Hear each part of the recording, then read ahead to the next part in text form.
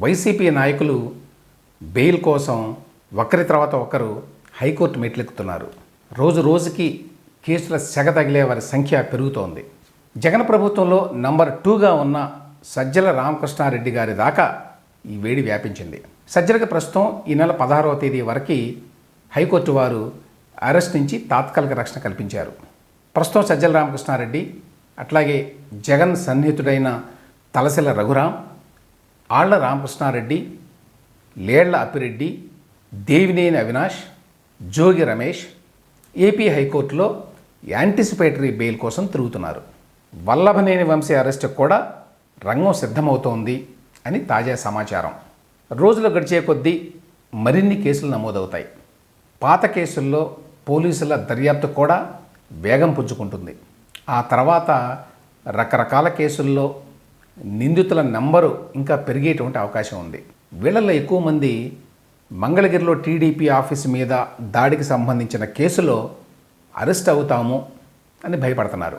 లేళ్ల అప్పిరెడ్డి, దేవినేని అవినాష్ తోటి మొదలైంది ఈ కేసు. తాజాగా సజ్జల వరకు వచ్చింది. సో పోలీసులు కొత్తగా అనుమానితుల పేర్లని చేరుస్తూ వస్తున్నారు. జోగి రమేష్ మెడకి మరో 2 కేసులు కూడా బిగుస్తున్నాయి. మంగళగిరి టీడీపీ ఆఫీస్ దాడి కేసు మొదటిది కాగా, చంద్రబాబు ఇంటి మీద దాడి చేస్తున్న వ్యవహారం 2వ కేసు. అగ్రిగోల్డ్ ఆస్తుల అమ్మకాలకు సంబంధించి అవకతవకలకు పాల్పడ్డారు అనే ఆరోపణల మీద జోగి రమేష్ మీద మరో కేసు కూడా రెడీ అవుతోంది. ఈ నేపథ్యంలో ఏదో ఒక కేసులో జోగి రమేష్ అరెస్టు తప్పకపోవచ్చు. గన్నవరం టీడీపీ ఆఫీస్ మీద దాడి కేసులో వల్లభనేని వంశీ పేరుని నిందితుడిగా చేరుస్తూ పోలీసులు తాజాగా కోర్టుకి నివేదిక ఇచ్చారు. ఈ కేసులో ఆయన 71వ నిందితుడిగా ఉన్నాడు. అరెస్టుల భయంతో ప్రస్తుతం వైసీపీ నాయకులంతా అజ్ఞాతంలోకి వెళ్ళిపోయారు. మంగళగిరి టీడీపీ ఆఫీస్ మీద, అట్లాగే గన్నవరం టీడీపీ ఆఫీస్ మీద దాడికి సంబంధించి ఇప్పటికే డజన్ల కొద్దీ అరెస్టులు జరిగినాయి. తనను కూడా అరెస్ట్ చేస్తారనే భయంతో సజ్జల కూడా ముందస్తు బెయిల్ కోసం హైకోర్టుకు వెళ్ళారు. అతని పేరుని నిందితుల జాబితాలో చేర్చారు అనే విషయం తెలియగానే సజ్జల గారు కోర్టు మెట్లెక్కారు. సజ్జల కేసులో పొన్నవోలు సుధాకర్ రెడ్డి గారు వాదిస్తున్నారు. ఈ కేసు ఇవాళ హీరింగ్కి వచ్చింది.